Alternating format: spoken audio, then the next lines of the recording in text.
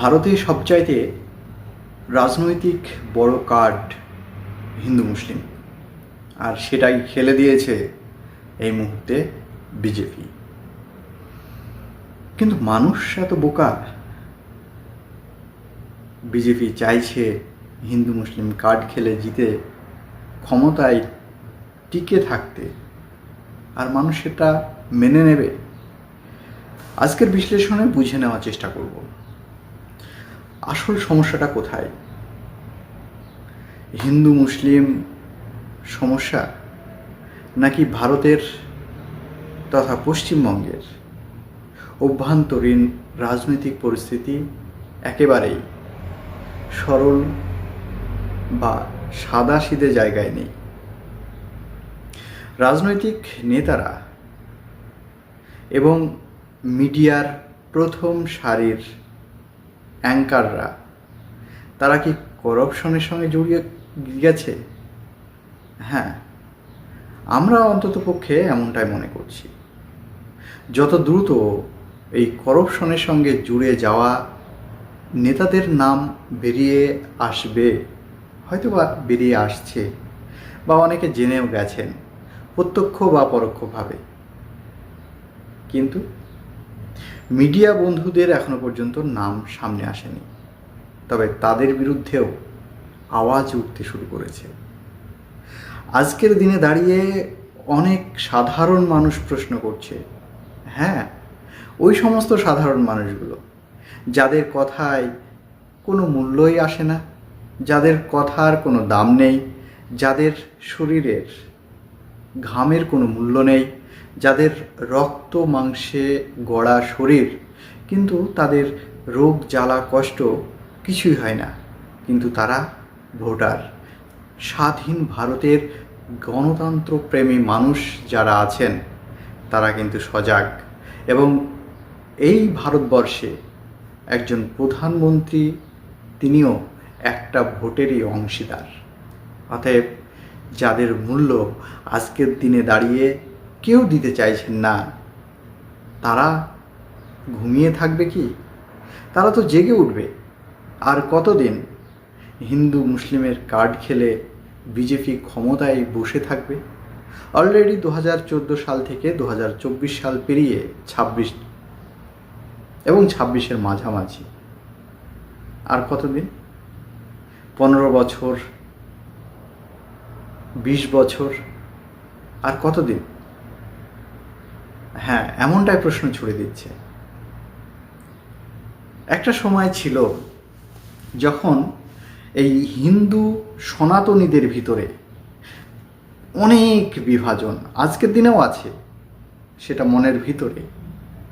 সে সমস্তগুলো নাকি বাড়ির ভিতরে রাখতে হবে, আর বাইরের কালচারটা একটু আলাদা করতে হবে। ওই যে কথায় বলে না, চেনা বামুনের পতি লাগে না, সেই পৈতিটা তারা বাড়িতেই ব্যবহার করছে, বাইরে কিন্তু নয়। মনে মনে কিন্তু তারা আসলেই বামুন। একটু পূর্বের বিষয়ে আলোচনা করলেই বোঝা যাবে। তৎকালীন সময়ে যারা এই ব্রাহ্মণ যারা আর কি, আমরা চলতি ভাষায় বামুন বলি, কিন্তু এই ব্রাহ্মণদের কার্যকলাপ যদি পূর্বে একটু দেখা যায়, তাহলে বোঝা যাবে তারা কিভাবে নিম্ন বর্ণের হিন্দুদের উপরে কি অকথ্য অত্যাচার করেছে।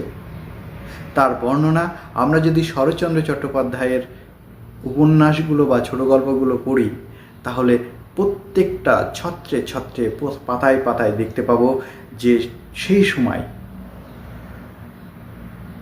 শরৎচন্দ্রের প্রত্যেকটা লেখার উপরে উঠে এসেছে উচ্চ জাতের মানুষেরা কিভাবে নিম্ন বর্ণের মানুষের উপরে অত্যাচার করেছে, কিভাবে পার্থক্য রেখেছে। একটা উদাহরণ দিলে আপনারা খুব ভালোভাবে বুঝতে পারবেন। শরৎচন্দ্র চট্টোপাধ্যায়ের ছোট গল্প অভাগীর স্বর্গ।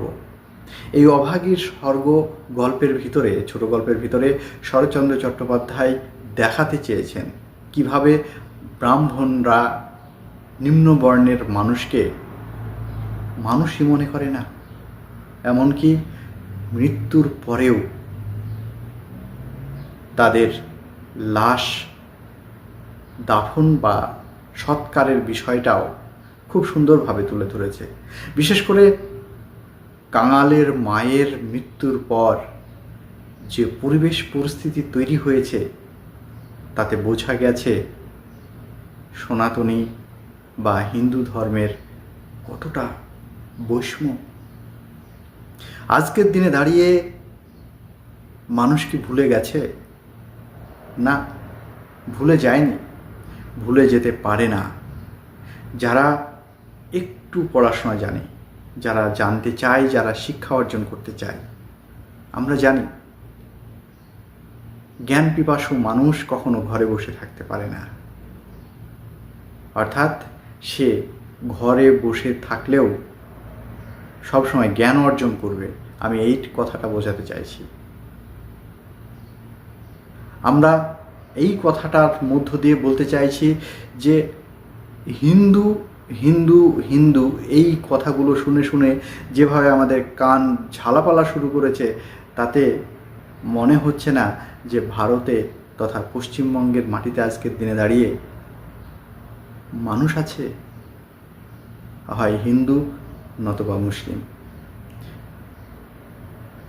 কাজী নজরুল ইসলামের এতগুলো শ্যামা সঙ্গীত আজকের দিনে প্রায় কালী মন্দিরগুলোতে বাজলেও কাজী নজরুল ইসলাম সে তো মুসলিম,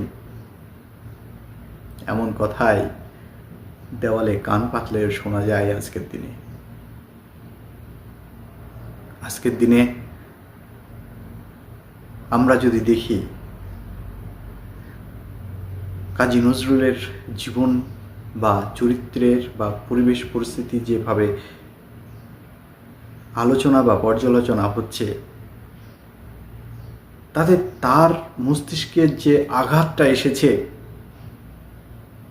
তথাকথিত উগ্র মৌলবাদীদের অত্যন্ত কষাঘাতের পক্ষ থেকেই এই পক্ষঘাতটা এসেছে। আমার মনে হয় যে বারবার প্রতিটা মানুষকে একত্রিত করার চেষ্টা করছি, তবুও মানুষ ছুটে ছুটে এই হিন্দু মুসলিম খ্রিস্টান জৈন এই সমস্ত বিষয়ে ভাগ হয়ে যাচ্ছে। মানুষ কেউ বেরিয়ে এসে বলছে না যে আমি মানুষ হতে চাই। পশ্চিমবঙ্গে যেভাবে রাজনৈতিক অস্থির পরিবেশ তৈরি হয়েছে, তাতে আজকের দিনে দাঁড়িয়ে মনীষীদের জীবনচর্চা খুবই গুরুত্বপূর্ণ, প্রয়োজনীয়তা হয়ে পড়েছে।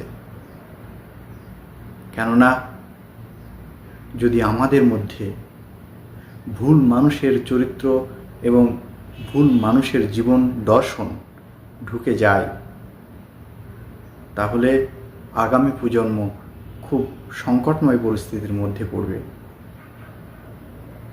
কে নাথুরাম গডস? এই নাথুরামের ইতিহাস আজকে ইতিহাসের পাতায় ঢুকতে চলেছে।